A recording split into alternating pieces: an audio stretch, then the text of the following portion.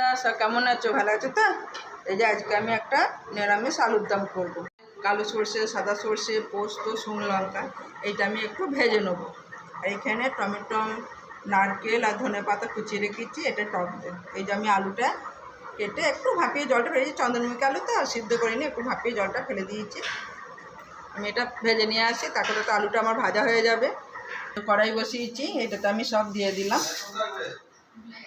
এটা একটু ভেজে নেবো, ভেজে পেস্ট করে নেবো। হয়ে গেছে, এবার নামিয়ে নেবো।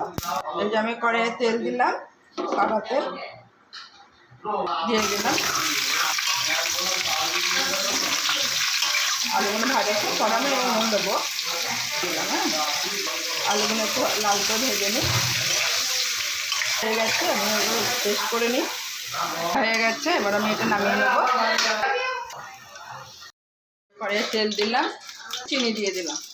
চিনি এটা কিন্তু সোয়া চিনি নয়, একটু হাফ চামচ একটু আদা বাটা দিয়ে দিলাম। মতো নুন দেবে, হলুদ দেবে, কাশ্মীর লঙ্কা দিয়ে দিলাম। আমি হাফ মশলা দিয়ে দিলাম, জল দিয়ে দিলাম। জলটা গরম করে রেখেছিলাম। নারকেলগুলো ভাজতে ভুলে গিয়েছিলাম, ওই জন্য পাশের গ্যাসে একটু নারকেলগুলো ভেজে নিলাম।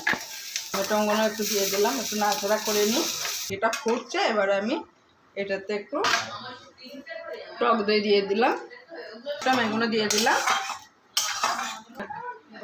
হয়ে গেছে, এরপরে আমি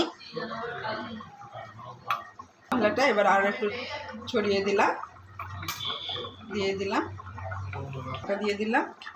ধনে পাতাগুলো দিয়ে দিলাম। হয়ে গেছে, আলু সিদ্ধ গেছে, তরকারি হয়ে গেছে, আলুর দম।